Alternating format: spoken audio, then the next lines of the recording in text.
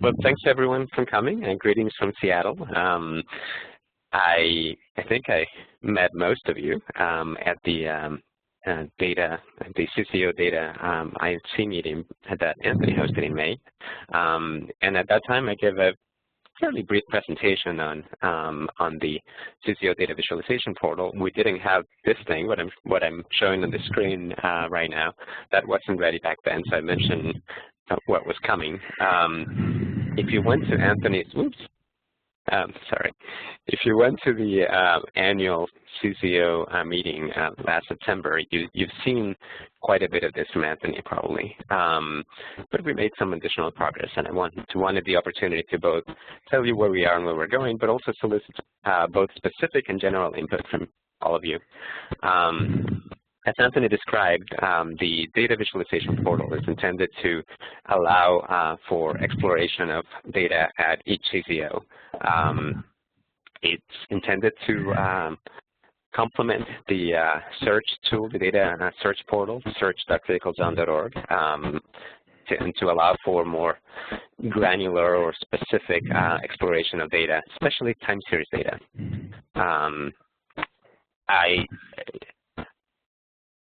Sorry, I'm distracted by some noise. I'm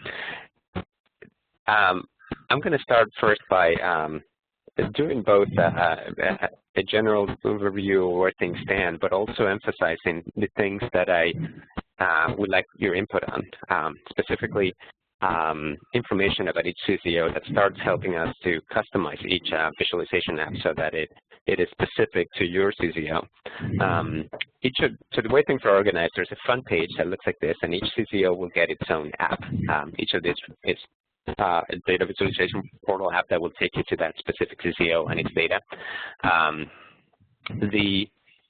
Each of these apps or icons has, in addition to that photo and a name, additional information like that. So you see that, I'm sorry, is everyone hearing the noise that I'm hearing, or is it? I don't hear very much noise, but. Okay, good. But sorry about that. No problem. Just wanted to make sure that. Almost everybody is muted, so I don't see any feedback. There's one call-in user who might be calling. Okay. But there's no feedback coming from that microphone. Okay, good. Sorry about that. At this initial entry point for the apps, you see a degree of customization for each CZO. There's a photo that ideally should represent your CZO. I know that can be hard for a large area. There's also text that you see in that pop up that ideally should come from you guys and not from us, and we don't want to make it up. I worked with Colin Colin Bode from the Eel River CZO just before the annual meeting in September to be able to have one example of that kind of customization. So thanks again to Colin for providing this information. Both that photo and that text that you see at the top in this text, are things that we'd like to solicit from you. So I'm going to click now on Eel River CZO. Right now, pretty much all of the CZO apps are empty in the sense that there is something there and you can navigate, but there's really no data. The only ones that have something right now are the Eel River and Christina River. The Eel River has only a small degree of customization. One of them is this CZO boundary, if you will. It's a Eel River basin boundary. As I understand it, it's not that the CZO is focused on the entire basin and it's doing the same level of activity everywhere, but that serves as a general conceptual boundary for the broad area of interest for the CZO. So other CZOs may not be so watershed oriented, so your boundary may be more of a rectangle or may have other kinds of, maybe based on other kinds of boundaries. It's whatever each CZO feels represents them. In this case, Colin sent me a shapefile representing that boundary and other sub-areas, and we processed it and put it here.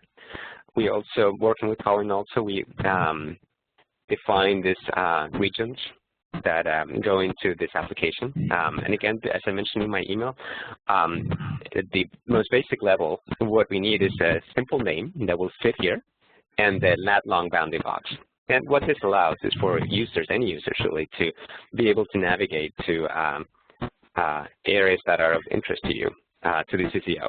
So this should be regions or field areas that are inherently interesting or to each CZO. They may be major field areas, and may, in the case of Christina River, for example, the division into watersheds is important. So that's what we've done. Here's the case where we have one field site or field area that's very important for the Eel River, and we can create a field area information site, if you will, and that can be linked also to other components of the overall CZOData web presence. In this case, this link takes you, in addition to this information here, this link takes you to the CMS, so the area that you have worked with David Lubinsky to provide rich content and context, I guess. So it allows users to have a more integrated view of information. Like I said, currently there isn't any actual data here, since it was only intended to demonstrate this initial customization by CZO. In principle, we can also, one of the things that these regions do also is they allow you to define a filtering or searching mechanism. This is, ignore the fact that these are not from the Eel River. We haven't customized that yet. But this would allow you to select sites based on those regions. And I'll demonstrate that for the Christina River.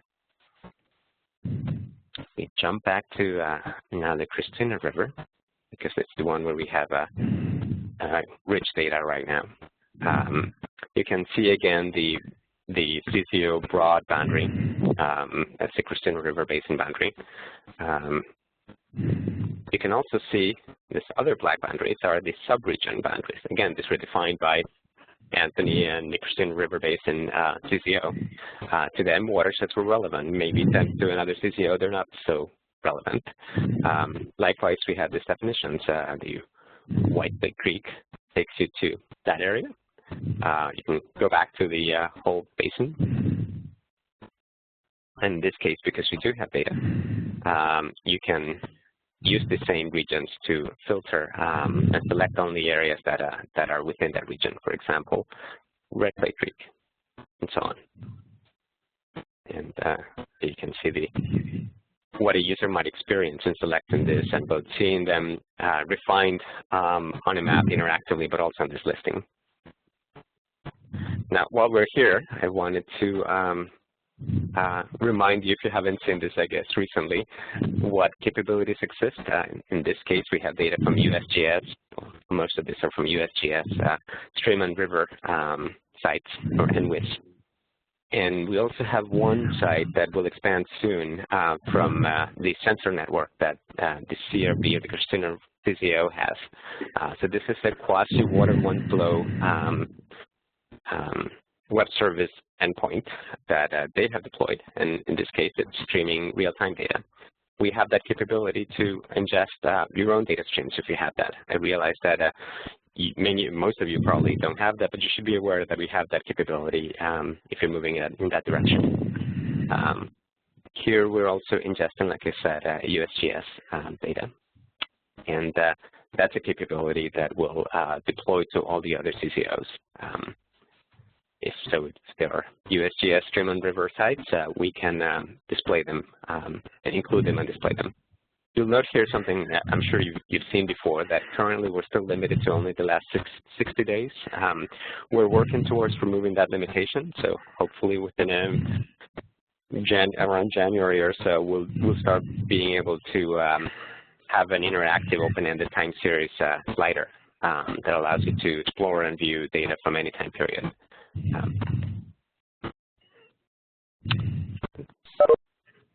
And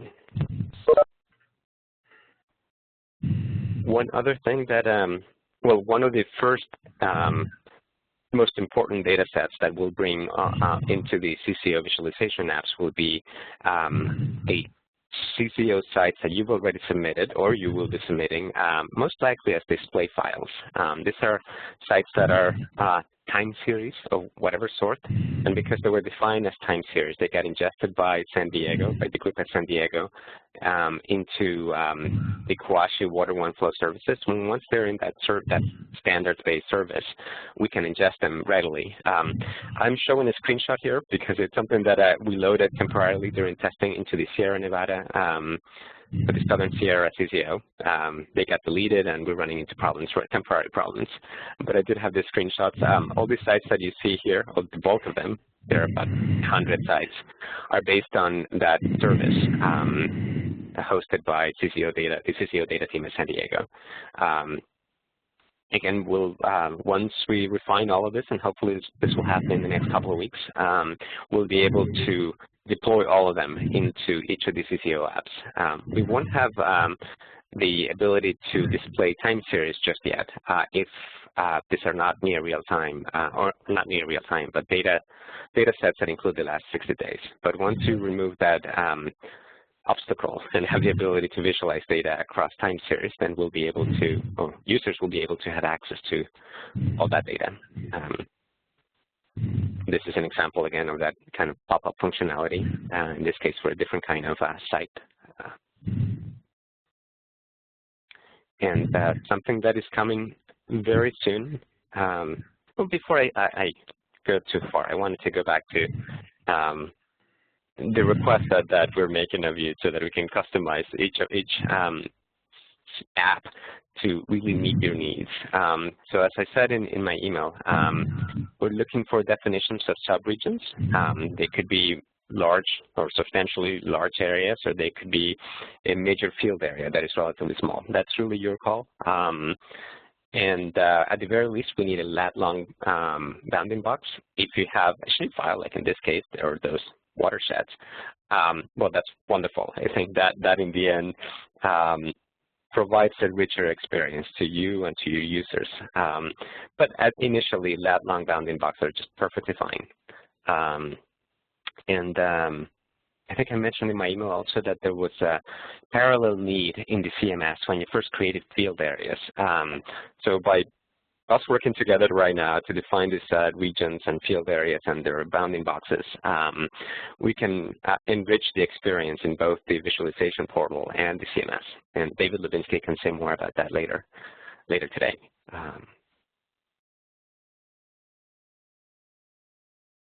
I should, but let me just say two more things, and then I'll stop for questions before I keep going. Something that you can expect before the end of the year, hopefully in the next several weeks, well, one of them I already mentioned is other kinds of time series to be added to the other CZO apps, USGS specifically, and possibly other kinds of federal data services like NOAA Climate Network, for example. Definitely USGS and WIS is coming fairly soon. And the other one that we've been able to make a lot of progress on is IGSN samples. I think you've heard about this from other webinars in the past related to CCCAMDB or the registration of samples with Lamont, with Kirsten Leonard's group, and also part of the CZOData team. We've been working on being able to pull out samples that correspond to the CZOs, and we're starting to integrate that to present most, if not all, the information that is available with those samples. This is a screenshot from, and you can go to it directly online on one of those samples. It happens to be from the Shell Hill CZO because they've worked with Kirsten more closely. Basically, there's a lot of information. Some of this is empty, but we'll be able to pull in all, if not just most of this and display it, well, both put the points on a map on the visualization portal, but also display this information once you click on the points. And I think that's when, this is where I'll stop for questions.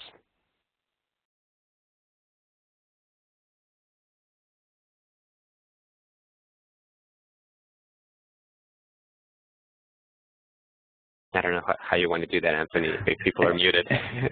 Yeah. I had muted myself and I forgot. So everyone seems to know how to mute themselves because I didn't have to mute anyone other than myself. Okay. So please unmute yourself or type into the chat box. But if you forget how to do that, you go up to the green bar at the top of the shared screen, and you can enable the participant list or the chat list, which can show up on the side in a separate window. So we just got a question. Will we just send Emilio the data?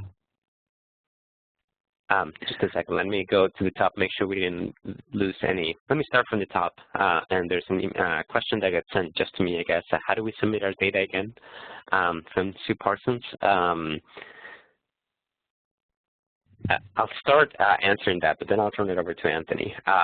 If it's time series data, for example, you're collecting observations from stream gauges, or you have your weather stations, the current mechanism that is in place is this display files. Those of you who are not part of the new CZOs will be more familiar with that. If you continue to submit display files, either for new sites or existing sites, I believe there's a process in place already where those display files automatically get ingested into this standards-based data services that for CZO sites, and that will be able to automatically refresh into the visualization application. So in a sense, you don't have to do anything new as long as you follow the procedures that have been defined by CZOData. And I realize that there is some flux going on right now. You've heard about ODN2 and a new version of the display files that is being developed. But whatever the common procedure is at any given time from CZOData, as long as you follow that, the idea is that will flow automatically into the visualization portal. As far as, I'll say one more thing before turning it over to Anthony on that question. As far as the specific request that we're making of you right now, both for a shapefile for the general boundary for the CZO and regions or field areas and bounding box for each of those regions, how to submit that. Since that's a custom request, I guess, just reply to that email and reply to me. You don't have to reply to the whole list, of course, but reply to me and David Levinsky, and we'll take it from there. Anthony? Yeah. So I pasted into the text box, this Google group request that Emilio sent out, and I just want to remind everyone that the Google group is both it both serves as an email list, like a listserv, so that we can keep track of the 30 or so people who are part of the IMC, but also there's a permanent archive, right? So it's also like a forum, right? And you can go straight to the website. So that link is actually to the specific posting that Emilio made that you should have also gotten in your inboxes. So Emilio's requests are kind of specifically in that. Yeah, there you go. So Emilio's showing it right now. So in terms of what Emilio is asking for, and there are, if I can summarize, there are basically 3 bits of information. The first kind of pile of information is really just the generic text and images that show up on the app icons that's at the landing page of CZOData, visualization portal, right? So that right there, it's the photograph of the Eel River and Christina River Basin, which I think aren't actually of the Eel River or Christina River Basin. Emilio and his team just grabbed photos that were kind of regionally reasonable, but we should provide specific photos for that. We should provide the snapshot map. Actually, not the snapshot map, I'm sorry. That gets generated automatically. Sorry, I realized that error. And a little bit of text that's there. And then I think when you click on the app, there's some generic text also that needs to be provided, right? Sorry. It's basically a short name. But right. If it's too long, it just becomes user-friendly. So a short name, and for each of those short names, a lat long bounding box at a minimum. But if your CCO has gone through a process of defining field areas and regions of interest and creating shapefiles or KML or whatever geospatial format you like, then that's even better. But what we need at this stage is at least lat long bounding boxes. So yeah, so I was lumping that information kind of into the second round of information, right? So the first round is just kind of photograph and a little bit of text, right, that describes the site. And then the second one is this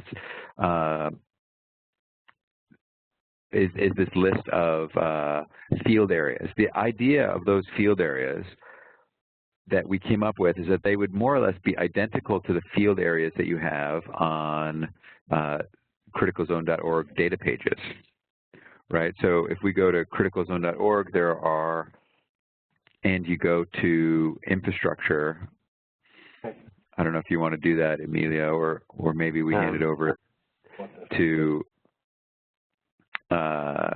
David here. But if you go to criticalzone.org, and then, yeah, click on one. Actually, right now, unfortunately, this is the national page. So switch observatory over in the upper right. Pick any one other than the national program. And then under infrastructure, there's a tab called field areas. And each CZO has kind of organized or created descriptions around field areas, and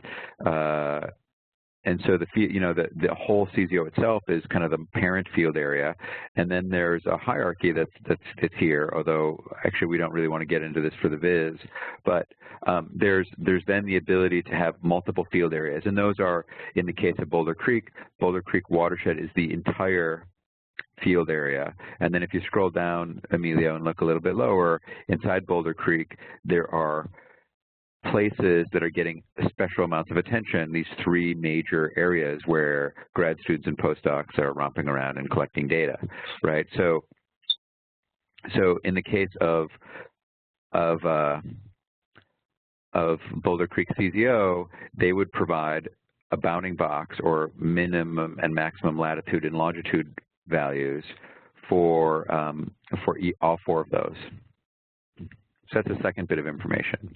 And we could eventually get kind of nicely connected, which is our hope, so that maybe you could switch from here to the viz and from the viz back to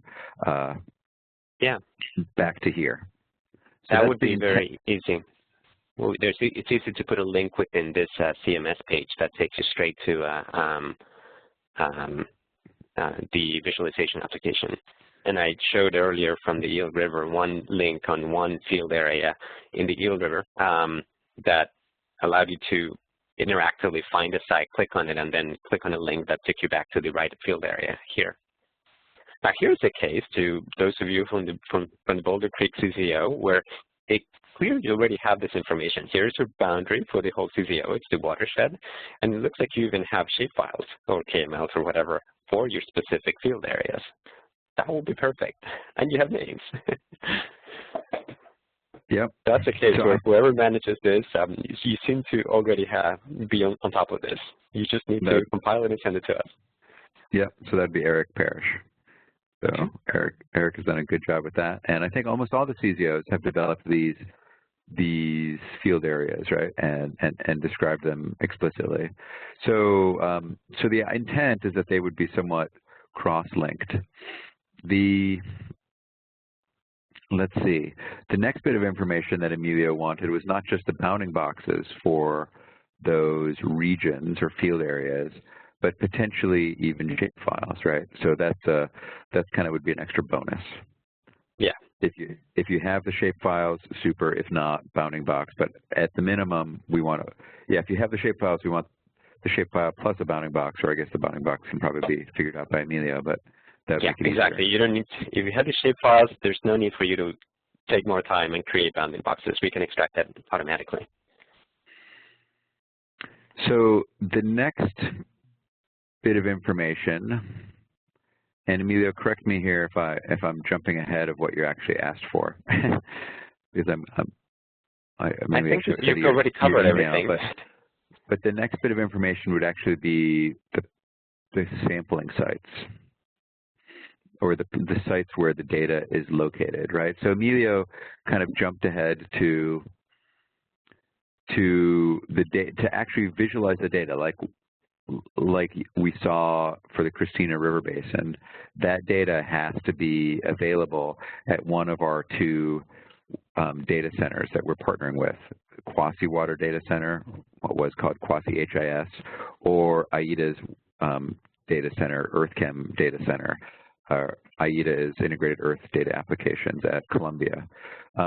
We will do the Integrated Earth Data Applications, EarthChem stuff second, because it's going to require a bit more work. We're going to try and get that in place by March, so we can have the locations with soil data and maybe even soil profile visualizations and things like that. But the first thing we're going to do is what we've already kind of have half in place, and that is extracting sites from Quasi Water Data Center, and specifically extracting sites with time series data that we can access via Water One Flow web services.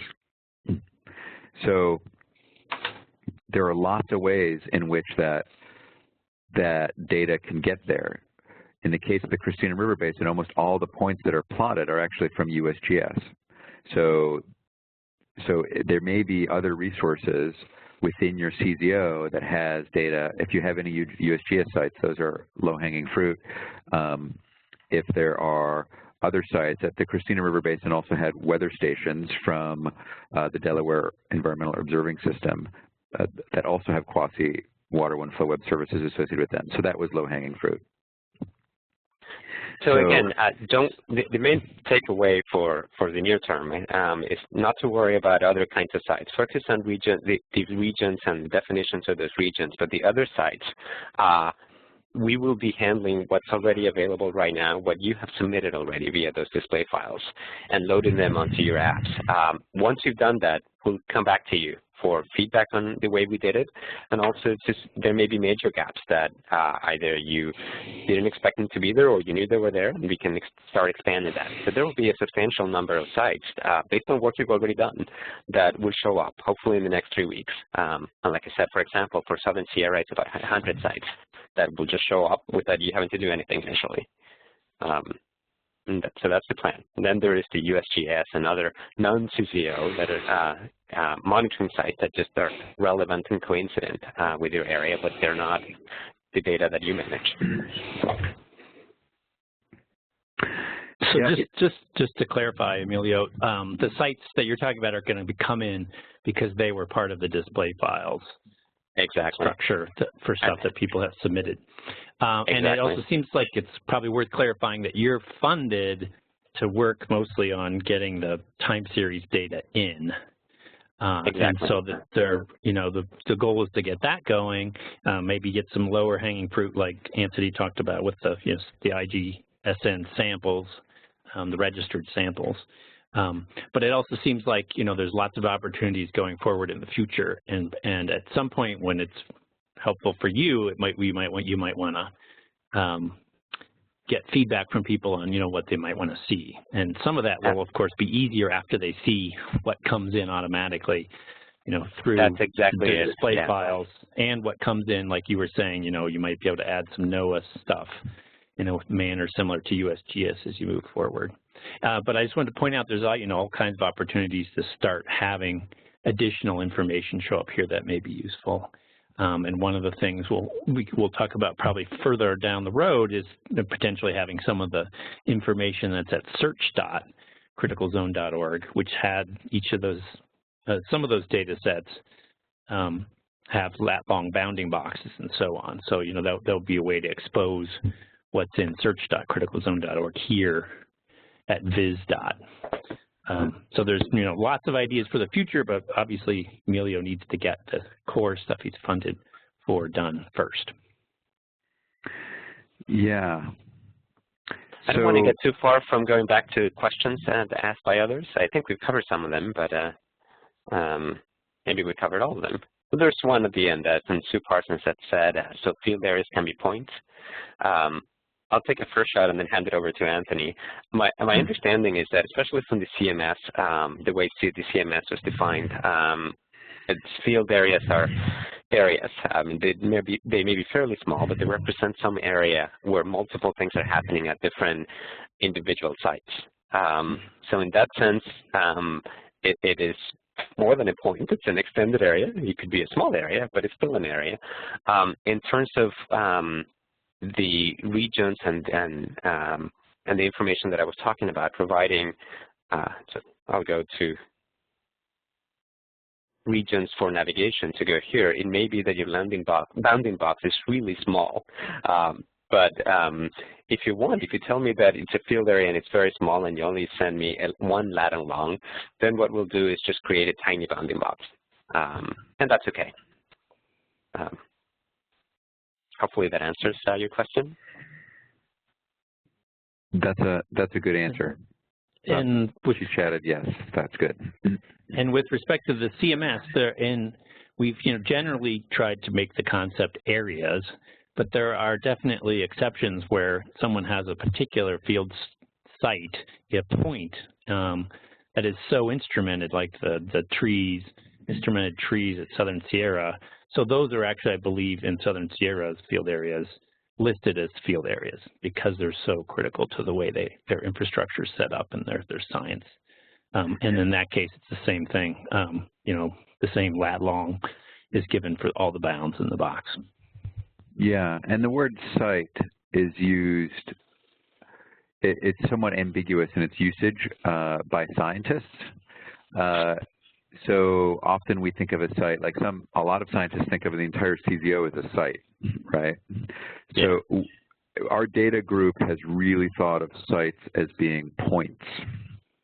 They're points, and they may be points with different levels of precision, right?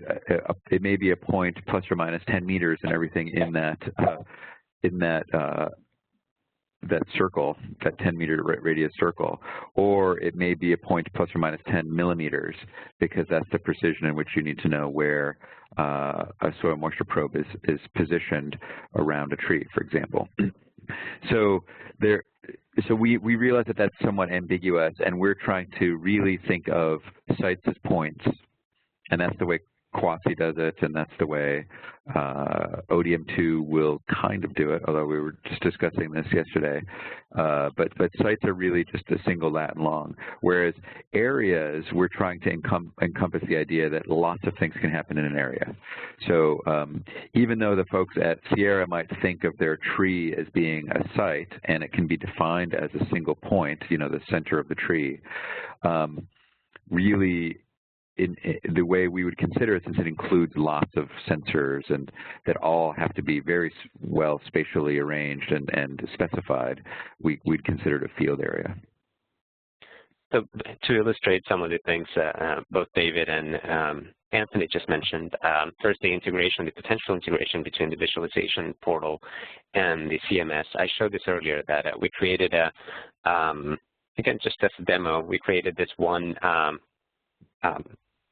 point on a map. It's represented as a point, but it's really a field area. That representation as a point is really convenient, so that we can click on it. Eventually, we can and will modify that map marker so that there's a consistent displaying of field areas, consistent labeling. But once you open it up, you can read some of the characteristics of the field area, and most importantly, go to the CMS where there's rich information. And once you're there, I happen to find that for this field area, that for now we're calling field site, but please ignore that. Things are in flux. They had this nice map and graphic, really, that you can see that they have a boundary definition. And within that field area, they have lots of points. In principle, if the Eel River CZO had already submitted display files for each of these points and their time series, they would show up on the visualization portal automatically once we go through that process. Now, the Eel River CZO, like several of you, is one of the new CZOs, so they probably don't have a lot of display files. But The principle is what matters. That if you've submitted, if you have a field area and you have a boundary like that, and then you have multiple points within that field area, and you've submitted display files already that are time series for each of those points, then they will all show up, ideally. Yeah. So I would like to also remind folks that we really do want to make connections between the data system and the content management system for the website. And we've made a huge effort over the summer of mapping our website's data set pages into actual metadata profiles. If you remember the ISO 19115 metadata profile for data collections, that is how we basically created search.criticalzone.org. It was through that mapping. And I think that this concept we want to extend, although we haven't really discussed it explicitly, we want to extend it to this whole field area concept, really. Field areas are developed on the content management system right now. We're not really talking about bounding boxes, but if you go onto the content management system, and maybe I'm going to steal the screen sharing from you for just a second, Emilio, and I can hand it back. Let's see, I'm now the presenter. I have to share my desktop. Did that happen yet? There we go. Can you see now? Yeah. Yep. Okay, so I'm going to back up a little bit. So Christina River Basin, actually I'll go right up to the parent. So Christina River Basin field areas, right? We've got the whole Christina River Basin, and we have different watersheds and then some sub areas within these watersheds. So if we go to the White Clay Creek one, the idea is to have, some just photographs and descriptions, and there are the capabilities to have overview maps, which we've populated because this is, an important site of ours, so we can see these different things. And, we've got information, metadata about these places. There's also a tab on these, and I'm not sure how much it's been explored, that is what's called a dynamic map. And right now, this particular one just has a single point there. But we just asked you for all the field areas to give us either a bounding box or a shapefile. What's behind the dynamic map here is the possibility of loading up a file. So if I go into the back end of the system, right, if I'm here, actually I might as well just do it from scratch and hit edit. If I'm logged in as an editor, I can click on the admin button, right? That admin button only shows up here on the lower right if you're logged in as an editor, which I did, so in a different tab. So anyways, I click on that, go up here, open it up in a new tab, and what I get is this editing thing. This is the back end of the content management system where all of you, or many of you, are entering data, and over here there's Overview Maps tab, where these images were there for the general map layers. But near the bottom, there's this ability for a centroid and then KML and KMZ files. So one of the things that David is working on is actually modifying the content management system to include bounding boxes here. We'll let you know when that happens. But in the meanwhile, if you're developing bounding box areas, just know that eventually we're going to be updating things here. And if you're sending Emilio shapefiles, you might as well take that shapefile, turn it into a KMZ, and basically load it up here so that someone, when they're on the dynamic map, can basically see something that's similar. So if I can interject something brief, Anthony, we don't want to give people extra work. It's certainly duplicative work. If you don't have KMLs, don't worry about it. Just send David and I a shapefile or whatever it is you have. And if we need a KML for, unless you can convert really easily, for the visualization portal, it doesn't matter what geospatial format you want to provide as long as it's a common one. It looks like for the CMS, it only takes KMLs, but if you only have shapefiles and you can't convert to KML very easily, don't worry about it. submitted once to the two of us, and I think we'll take care of it. Or at least I'll take care of it on my end and pass on a KML maybe back to you or to David. Yeah, no problem, either way. That's a really good, yeah, thank you, Emilio, for stopping me there.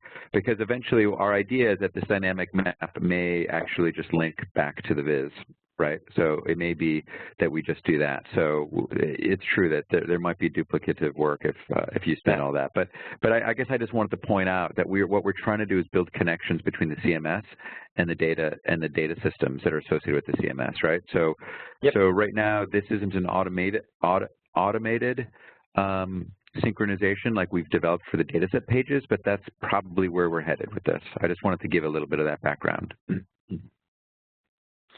Anthony, I want to bring attention to a great question from Colin from the Eel River. I'm going to read it. I think everyone can see it. If we're going to connect to HIS system, we don't need to submit display files, right? I can't remember if we've come up with a definitive and final answer to that. We want you to be able to, so I'll start and then turn it over to Anthony. If you can set up your own water OneFlow services and make your data available through that, I mean, that's fantastic. We wouldn't want you to duplicate work, to spend all the effort to do that, and in addition, having to export to display files. I can't totally comment, though, on what kind of workflow we have set up today, and if there are any problems that would happen if you don't submit display files. So I'll turn it over to Anthony. Yeah, so a lot of that is in flux, but the intent, and we can revisit it next time we meet, hopefully in the spring, the intent had been that even if you are able to create Water OneFlow web services directly, we'd still like you to submit display files. And the reason at the time was so that other people could harvest the data directly from our various websites. It was kind of one of the early requirements that we wanted to have this uniform way of presenting data. It was a vision that Mark Williams had that NSF bought and still feels is useful. There are benefits to having your data online as display files that Emilio is going to demonstrate in one of these cyber discussions sometime in the next month or so. They can basically be accessed using all sorts of remote services. So we can create remote services just around the display file themselves. So that's kind of the long-term vision. It was also a means of getting people to have data in quasi-HIS because the original 6 CZOs did not want to go through the trouble separately, so it was kind of a two birds with one stone approach. However, as you all have heard, we're still continuing to support the old display files, but we are working as fast as we can on wrapping up issues for ODM2, not issues is really the wrong word, is continuing to develop around ODM2 so that we can kind of release a display file version 2 that is really much smarter and much more universally usable. And we will use that in the same way that we've used display file version 1, but display file version 2 will also serve as an archival data format that will be accepted by a whole host of data repositories for quote unquote published data, or, data that you would assign a DOI to. It will also be ingestible into Quasi Water Data Center and AIDA EarthChem, and so it will serve kind of all of these needs at the same time. So as a result, we've kind of asked for patience with the new CZOs to just hold off on this display file issue, but eventually I think we're going to ask you to all do both, because the Water OneFlow web service is really useful for live streaming data if you want to have updated data, but for published data, so it may be that actually it's not the same data, so it's not data duplication, right? It'd be kind of like USGS live uncontrolled data, for the last 90 days. something along those lines, you'd set up a Water One Flow web service for. But then the annual QA QC data that you want to publish, you'd publish it as a CZO display file version 2. That's kind of where we're headed with that. Does that help, Colin?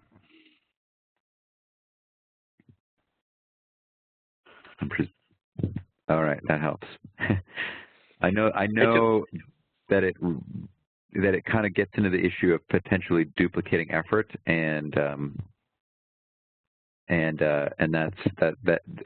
is a little bit of a touchy subject. I know the PIs never like hearing that. So Colin asks again. So it sounds like we hold off on display files for now. New CZOs, hold off on display files for now. We have big plans for display files, which means, unfortunately, that we haven't got there yet because we actually prioritized. We told you about how we were kind of getting close for display files, and I think we've got the general concept of where we want to go with them. We've had that since April or May. We presented it to you. But right now, the ODM2 team is working really hard on nailing down our ODM2 controlled vocabularies, which are super important for all sorts of things, including our CZOData IGSN registration agent, et cetera. And we feel like that has to happen before we nail down the second CZO display file version 2. So, hey, Anthony, yep. Do you want to can you give back control to my desktop, or do I need to do that myself? Yeah. Or? Sorry, I was actually trying to do that earlier, but I got distracted by trying to answer a question. Okay, you have the ball, which means you have to go to the quick start menu and hit share desktop. I'm there. Okay. That's all the additional stuff I had, just a listing of next steps after we've done what I've already described. And the first two really go back, refers exactly to what Anthony was describing. Once we have common vocabularies and descriptors, for example, for site types, we can have a CZO customized filtering on the visualization portal. So for example, I'll take it more specific.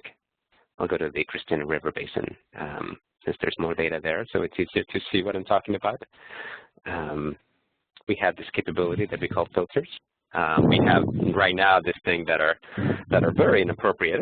Buoys, there are no buoys. This is borrowed from marine environment, but ultimately this will all change to something like site types. And the idea is that once we have that, once every site is categorized, you'll be able to interact with your data and sites through this faceted searching. For example, sites that are a river gauge and are measuring dissolved oxygen, that sort of thing. Oops. And that would be uniform across the CZOs. We're also working on, again, once we have common site types using a common vocabulary, we'll deploy CZO customized map markers that match those site types. And then the rest of these things are things that we talked about a bit at the CZOData meeting in May. For example, I think we came to agreement that it would be great if we can deploy high-resolution LiDAR topography-based maps for each CZO, so that when you zoom in really far in, you can switch from the standard Google Maps topography or terrain or other layers to something that is richer and allows you for very fine zooming in and really good topography. That'll take a bit longer, but it's on the docket.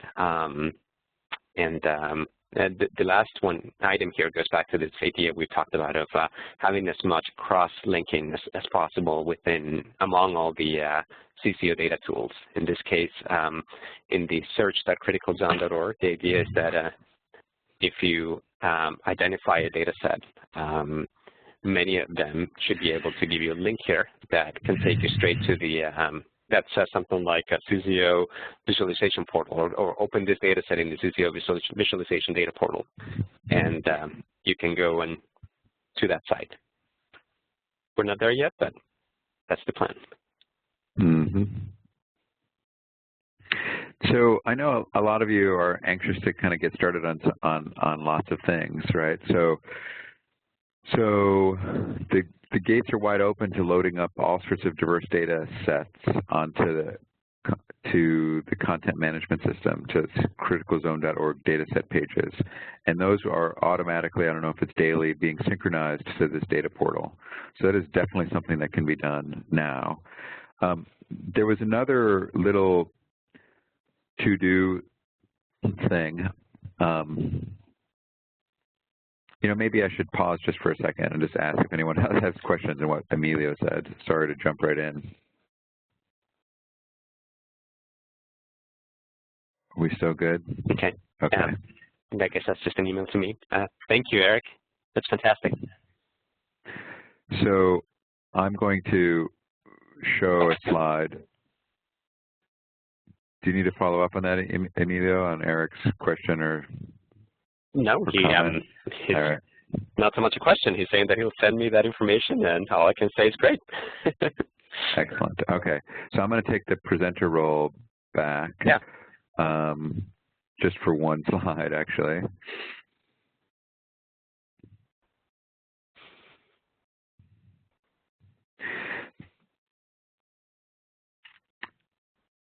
Okay. So this is the last slide I presented at the all hands meeting. And it basically, it was designed for, you know, grad students and postdocs and faculty investigators. So basically, get to know your data managers. I would say that to the rest of you, you know, get to know your scientists and start asking them to just submit data to you. You know, get it to you and tell them you're going to keep it private, but you need to understand it so that you can eventually post it. And I would start aggressively posting data sets on criticalzone.org while keeping them private. Remember that data sets pages on criticalzone.org are just points to the data. You don't actually host the data at criticalzone.org. They're just these metadata profiles, right? So they're information about the data set, and then there are links to the files that are on your servers or anyone else's server for that matter. It could be pointing directly to a file that you've already posted at AIDA EarthChem, or that is a supplementary doc in some publication, right? So you can point to whatever public resource or private resource you want to. So if it's private, you know, it requires a login to be able to access it. Frankly, you could probably even have it point to some dummy place. The main thing is that the metadata profile that you get by posting a data set is public, and so you and the student and other investigators begin to get credit for it. At the same time, you begin to learn what it is they're doing, right? So maybe I should just show an example here. I guess I could go to R as well. Maybe I should go to someone else's. Catalina Jimenez has some private stuff. Oh, good. And we want to go to data for Catalina. Like the flux towers, I think.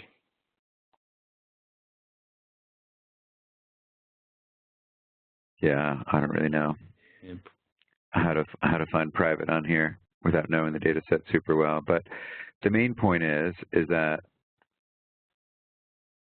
maybe this has got some of it, is that this metadata profile up here that says what variables are being measured, the range, who created the data set, where it's located, some descriptions, keywords, citations, acknowledgments, et cetera. There's a private one.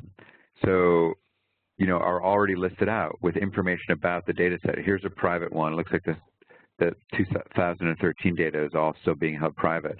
If you just had a whole listing and everything was private, you would still begin to get information from the scientist about what's there, and you'd begin this process. And the CZO would begin to get credit for it because on search.criticalzone.org, it would be that information, even if there's no data there, will be listed as a data set.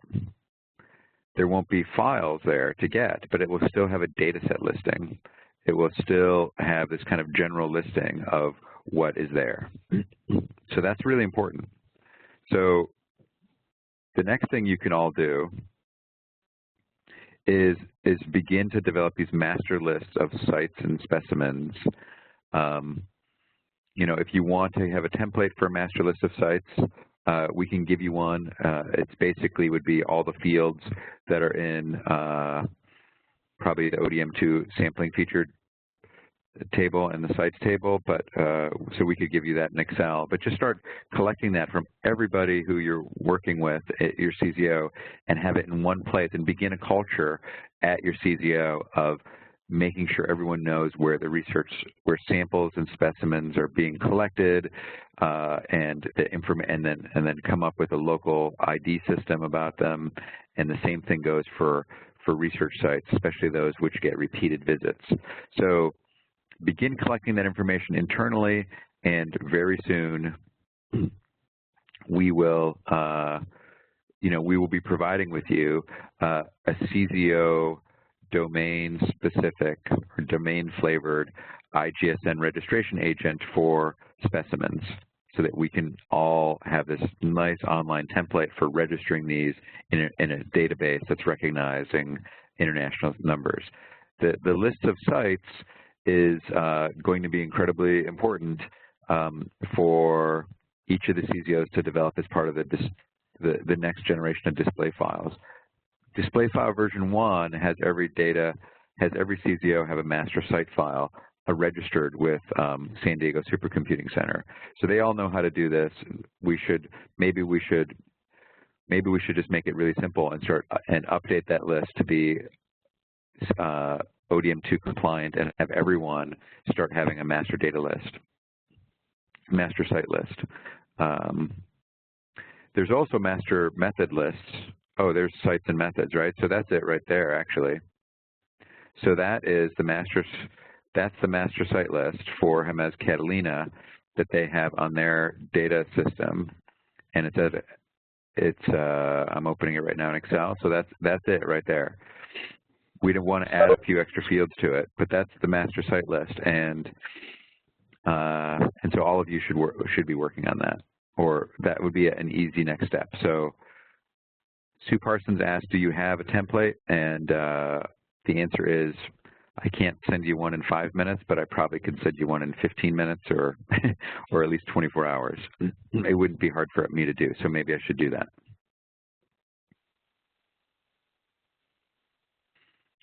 I should probably talk to Tom Whiteneck to just make sure that if we start creating a new template, an ODM2 compliant template for this table, it won't totally break the current system that he has. So we may have 2 versions of the site list for a little while he updates his parsers for CZO display file version 1. All right, I see that it's already 4 o'clock. So my apologies for getting there without noticing a little bit earlier. Are there any more questions? I don't have the chat box open. Or are we getting there? We ready to wrap up?